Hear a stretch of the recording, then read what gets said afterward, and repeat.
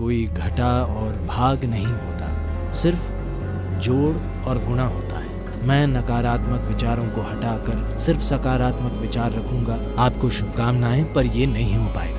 आपको बस थोड़ा ध्यान देना होगा कि ये काम कैसे करता है। आप देखेंगे कि आप जो हैं और जो आपने इकट्ठा किया है उसमें फर्क है।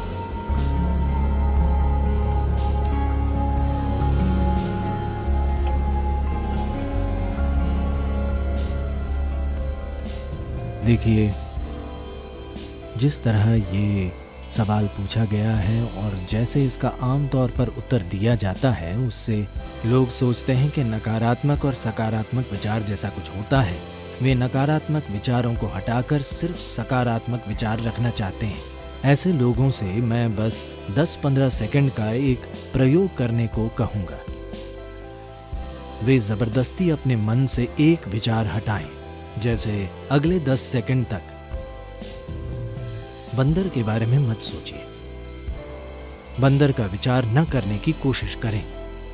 आप देखेंगे कि आप बंदरों से भरे हुए हैं। तो मैं कह रहा हूं कि यह आपके मन का स्वभाव है, क्योंकि इस मन में तीनों पेडल रेस बढ़ाने वाले हैं, ब्रेक या क्लच नहीं है। आप जो भी दबाएंगे ये और तेज भागेगा। ऐसे मन के होते हुए नैतिक और धार्मिक शिक्षकों ने सिखाया है कि बुरी चीजों के बारे में मत सोचो। तब से वे हमेशा यही करने लगे। आप मन को ऐसे बिल्कुल नहीं संभाल सकते। इसके लिए आत्मज्ञान जरूरी नहीं है। अगर आप 2 मिनट आंखें बंद करें तो आप जान जाएंगे कि आप इस मन के साथ कोई जबरदस्ती नहीं कर सकते। तो मैं बुरे विचार हटाना चाहता हूँ, इस दिशा में कभी मत जाइए, क्योंकि आप जो हटाना चाहेंगे वो आपका गुण बन जाएगा, वो हमेशा हावी रहेगा।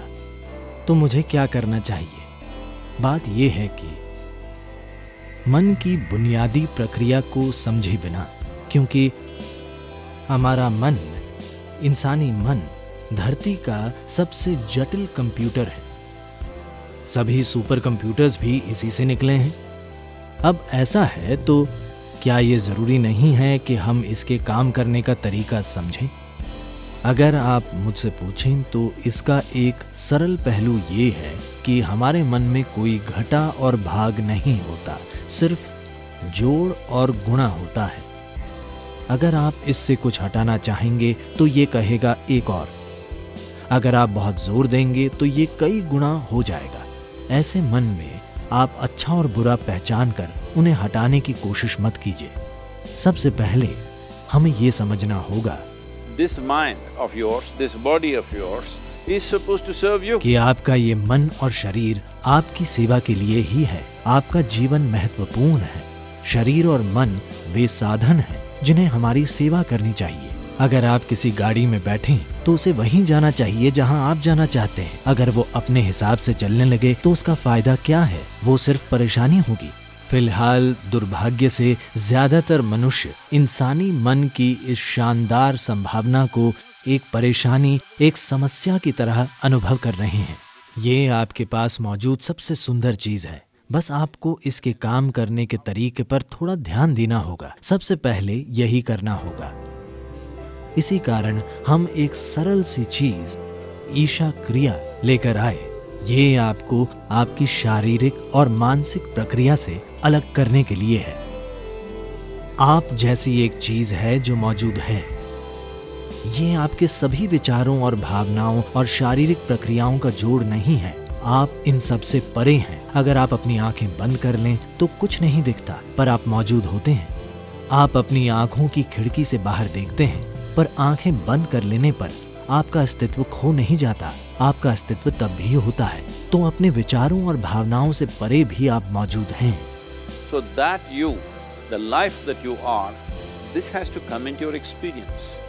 तो जो जीवन आप हैं उसका अनुभव करने की जरूरत है। ऐसा क्यों है कि अपने होने के सबसे महत्वपूर्ण पहलू को आप अपने अनुभव में नहीं आने दे रहे?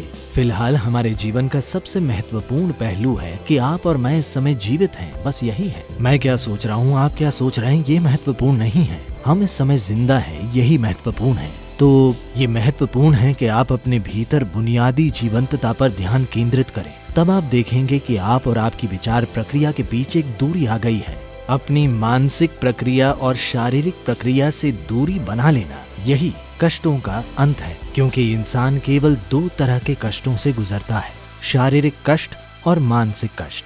जब आप खुद के और मन के बीच, खुद के और शरीर के बीच थोड़ी दूरी बना लेते हैं तो ये दुखों का अंत है। इसे हर मनुष्य को जानना और समझना होगा, नहीं तो आप सोचते रहेंगे मैं बुरे विचार हटाकर सिर्फ अच्छे विचार रखूंगा।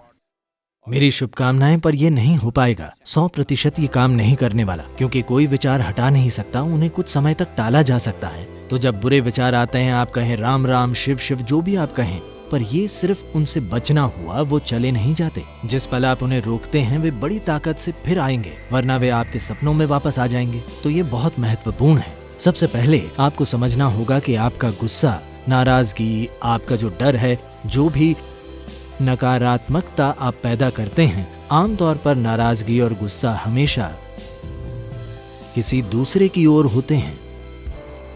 पर हमें समझना होगा कि ये जहर हम खुद पी रहे हैं और दूसरे के मरने की उम्मीद कर रहे हैं। सौभाग्य से जीवन ऐसे काम नहीं करता। अगर मैं जहर पीता हूं तो मैं मरूंगा, मेरे जहर पीने पर आप नहीं मरेंगे।